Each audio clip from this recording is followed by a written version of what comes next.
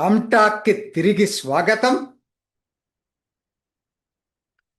July 4 రేపు America స్వాతంత్ర దినోత్సవం.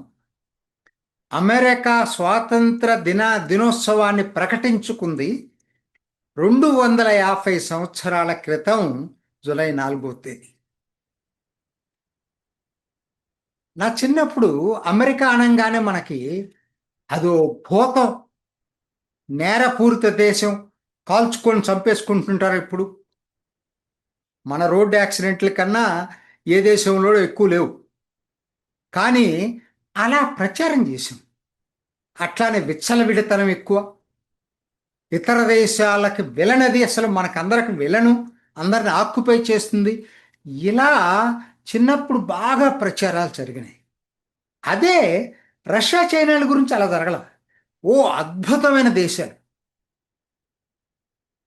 నియంతృత్వ దేశాలేమో అద్భుత దేశాలు, ప్రజాస్వామ్య దేశమేమో అత్యంత దారుణమైన దేశం. ఇది నా చిన్నప్పుడు వినేవాడిని బాగా. అంటే భారత్లో ఈ భావం అనేది చాలా ఉంచుంది. నెహ్రూ, కమ్యూనిస్టులు అందరూ కలిసి ప్రచారం చేశారు ఈ భావాన్ని. మరి మన మేధావులు, మీడియా అందరూ కూడా ఇదే పద్ధతులు. ఏదో అక్కడ ఒక ఇది జరగగానే, కాల్పులు జరగగానే అసలు దేశం మొత్తం అట్లానే ఉన్నట్టుగా ప్రచారం చేస్తారు. మనకు రోజుకు జరిగే రోడ్డు ప్రమాదాలు ప్రపంచంలో ఎక్కడ జరగవండి. నెగటివ్స్ని అవి జరగట్లేదు అంటలేదు, కానీ దాన్నే హైలైట్ చేసి మొత్తం దేశం అదే విధంగా ప్రచారం చేయటం అనేది దారుణం కదా. సరే, ఇప్పుడు అవన్నీ పక్కన పెట్టేద్దాం.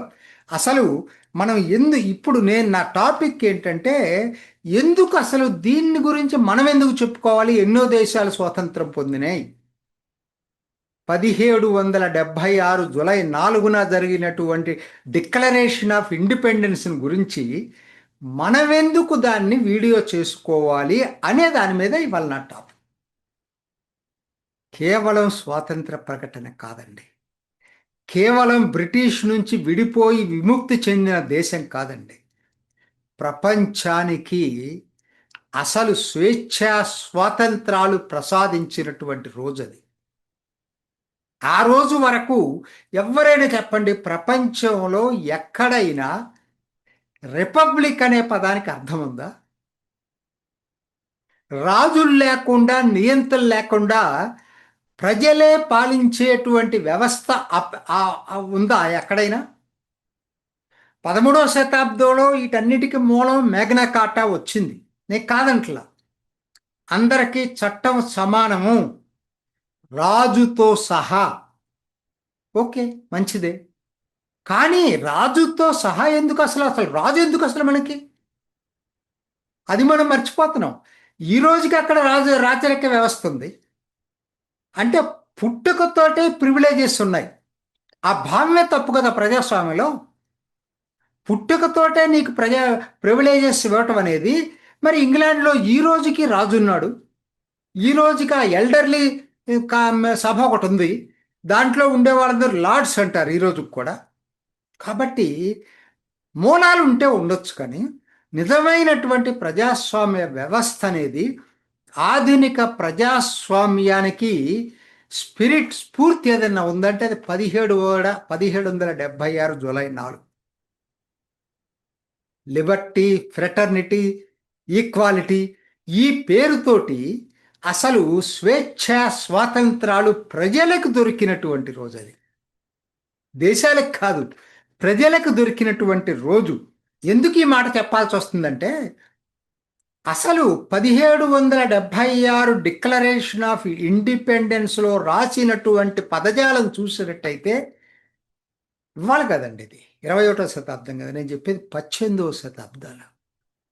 18వ శతాబ్దంలో స్వేచ్ఛా స్వాతంత్రాలు కావాలి, రాజు ఎవరు లేరు, మాకు మేమే పాలించుకుంటామనేటువంటి చెప్పినటువంటి మొట్టమొదటి స్వాతంత్ర ప్రకటన 1776 జూలై 4.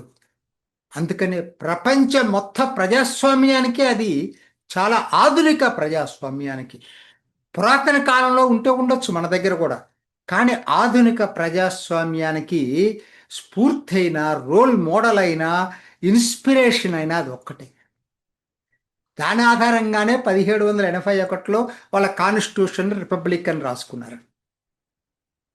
సరే, ఆ తర్వాత 1780 చిల్లర్లో ఎప్పుడో మళ్ళీ రెండో కాన్స్టిట్యూన్సీ, అది ఇప్పుడు ఉన్నది 87 అనుకుంటుంది. ఫ్రెంచ్ విప్లవం అని అందరూ అనుకుంటారు. ఫ్రెంచ్ విప్లవం 1791లో జరిగింది.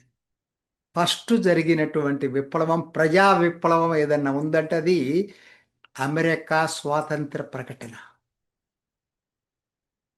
భావజాలం అక్కడదే. యూరప్ భావజాలం, ఫ్రెంచ్ కావచ్చు, ఇది ఇంగ్లాండ్ కావచ్చు, ఇంకా చాలా యూరప్లో వచ్చినటువంటి ఆ భావజాలాన్ని మొట్టమొదట అమలు చేసినటువంటిది డిక్లరేషన్ ఆఫ్ ఇండిపెండెన్స్. అందుకు దానికి అంత ప్రాముఖ్యత. అదొక్కటేనా? అసలు ఎన్ని ఆదర్శాలండి. ప్రభుత్వానికి మతానికి సంబంధం లేదు. ప్రజలు ఏ మతాన్నైనా పాటించవచ్చు. స్వేచ్ఛ, ప్రభుత్వం సెక్యులర్. ఇది కూడా నిజంగా సెక్యులరిజాన్ని అమలు చేసినటువంటిది అమెరికా.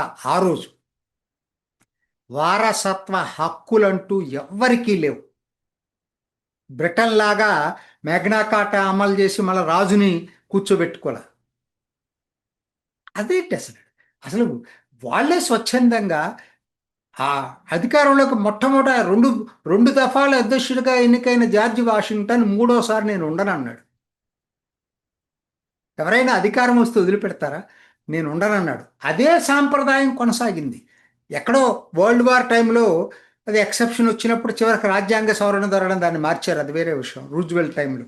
కానీ ఇంకొక ముఖ్యమైనటువంటిది ఏంటంటే అసలు అసలు వచ్చిందే స్వాతంత్రం పన్నులకు వ్యతిరేకంగా.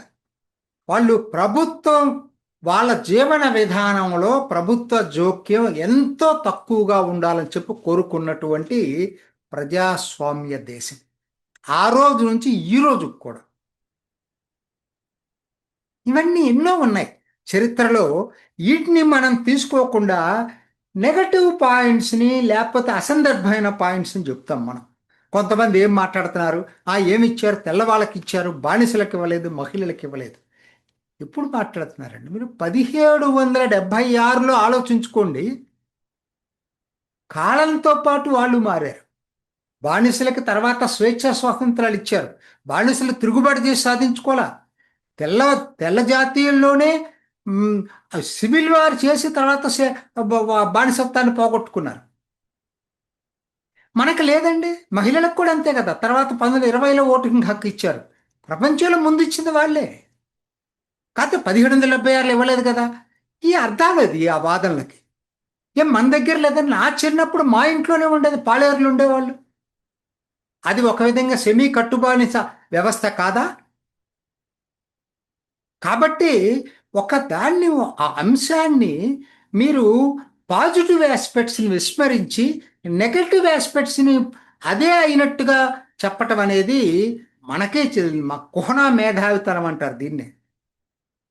మరి సామ్రాజ్యవాద దేశం కాదా అంటారా అని నన్ను ప్రశ్నించవచ్చు మీరు. అంటే ఎకనామిక్ పవర్ వచ్చిన తర్వాత ప్రతి దేశము ఈ విధంగా పనిచేసినాయేనండి. యూరప్ అంతా కాదు, భౌతికంగా దేశాలను ఆక్యుపై చేసుకోలేదు. ఉదాహరణ మీకు ఫిలిప్పైన్సే. ఫిలిప్పైన్స్ స్పెయిన్ యుద్ధంలో గెలిచిన తర్వాత అమెరికాకు దక్కింది ఫిలిప్పైన్స్. కానీ వాళ్ళు దాన్ని మళ్ళా వాళ్ళకే రాజ్యాంగం రాసిపెట్టి వాళ్ళకే స్వాతంత్రం ఇచ్చారు ఫిలిప్పైన్స్కి. సౌత్ కొరియా అంతే. నయా వలస దోపిడీ అనే పదజాలాన్ని వాడచ్చు. అది ఏ దేశానికి వర్తిస్తుందండి? నాకు చెప్పండి. రష్యా ఆఫ్ఘనిస్తాన్ ఎట్లా ఆక్యుపై చేసింది? అది సామ్రాజ్యవాదం కాదా? ఉక్రెయిన్తో ఎందుకు యుద్ధం చేస్తుంది? సరే, ఇవాళది కాదు, కమ్యూనిస్టు దీని గురించి నేను చెప్తున్నా. ఆఫ్ఘనిస్తాన్ కమ్యూనిస్ట్ రష్యాగా ఉన్నప్పుడే కదా ఆఫ్ఘనిస్తాన్ ఆక్యుపై చేసింది. చైనా ఇవాళ కమ్యూనిస్ట్ దేశం అని చెప్తూ పొరుగు దేశాలన్నింటినీ ఆక్రమించుకుంటే యుద్ధాలు కూడా చేసేది కదా. వియత్నాం యుద్ధం చేసింది కదా. సౌత్ చైనా సీని ఆక్రమించింది కదా. జపాన్ తోటి యుద్ధం జరుగుతుంది కదా. తైవాన్ని కబళించబోతుంది కదా. కాబట్టి ఒక దేశాన్నేమో భూతలాగా చూపిస్తాం, ఒక దేశాన్ని భూతల స్వర్గంలాగా చూపిస్తాం. మన మేధావితనం చాలా అద్భుతమైంది.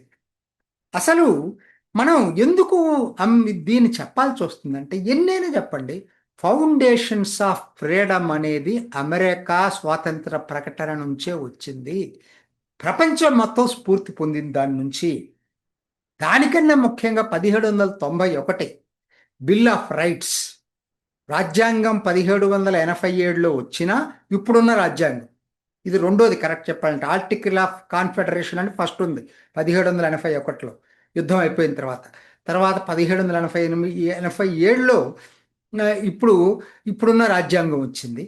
కానీ అన్నిటికన్నా ముఖ్యమైనది ప్రాథమిక హక్కులకి ప్రాధాన్యత ఇస్తూ 1791లో 10 రాజ్యాంగ సవరణలు, బిల్ ఆఫ్ రైట్స్ అంటారు. అది ప్రపంచం మొత్తానికి ప్రజాస్వామ్యానికి స్ఫూర్తిగా నిలిచింది. ఎన్ని కనిపెట్టారండి వాళ్ళు ఇన్వెన్షన్స్. మనం ఇవాళ మాట్లాడుకునే అమెరికాలో లైటు, నీకు ఫ్లైటు, ఫోను, కార్లు, అసలు ఈ జనతా కారు ఏదైతే ఇవాళ మనం వాడుకలో ఉందో అది ఫోర్డ్ తీసుకొచ్చాడు మొట్టమొదటిసారి. సరే, చాలా ఉన్నాయి ఇటువంటివి నేను చెప్పాల్సి వస్తే. భారత్కు కూడా పోలిక ఉంది. ఎందుకు నేను భారత్కు చెప్పాల్సి వస్తుందంటే, అక్కడ మొదట్లో 13 కాలనీసు, తర్వాత ఇవాళ 50 రాష్ట్రాలు అయినాయి. కానీ రాష్ట్రాలు అత్యంత పవర్ఫుల్ అమెరికాలో. భారత్ లాగానే ల్యాండ్ ఆర్డర్ రాష్ట్ర సబ్జెక్టు, ఎన్నో అంశాలు రాష్ట్ర సబ్జెక్టు. ఒకటే కాదు, చాలా విషయాల్లో పోలికుంది. విభిన్న జాతులు ఇప్పుడు నివసిస్తూ ఉన్నాయి అక్కడ. కొన్ని రాష్ట్రాలు అయితే తెల్లవాళ్ళు మైనారిటీ.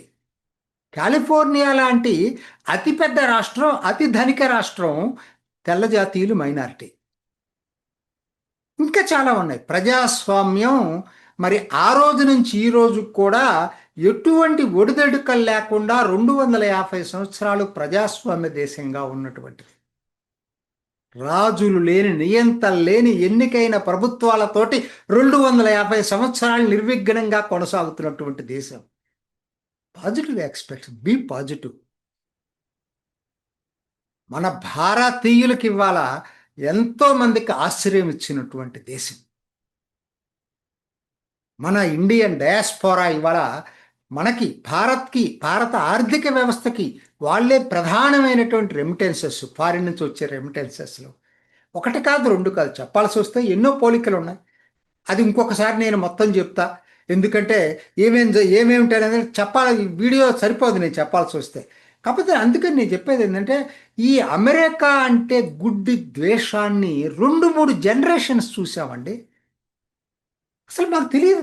పెద్దయిన దాకా కూడా, ఇటీవల దాకా కూడా అమెరికాన్ గురించి అటువంటి భావనే ఉండేది. అక్కడ పౌరులు కాని వాళ్ళకి లేకపోవచ్చు, పౌరులకు ఉన్నటువంటి హక్కులు ఏ దేశంలో లేవు. పౌరులకు అన్ని హక్కులు ఉన్నాయి అక్కడ. ఆధునిక ప్రజాస్వామ్యానికి పునాదులు వేసినటువంటిది 1776 జూలై 4. అందుకే అది చరిత్రాత్మకం, స్ఫూర్తిదాయకం. ఇది ఈనాటి రామ్ టాక్. ఇంకొక ఎపిసోడ్లో మళ్ళీ కలుసుకుందాం. నమస్తే. చూసారు కదండి, మరి ఈ వీడియో కనుక మీకు నచ్చినట్లయితే ఒక లైక్ కొట్టేసి మీ అభిప్రాయాన్ని కూడా కామెంట్ బాక్స్లో తెలియజేస్తూ ఇలాంటి ఇంట్రెస్టింగ్ అప్డేట్స్ కోసం మా ఛానల్ని సబ్స్క్రైబ్ చేసుకోండి.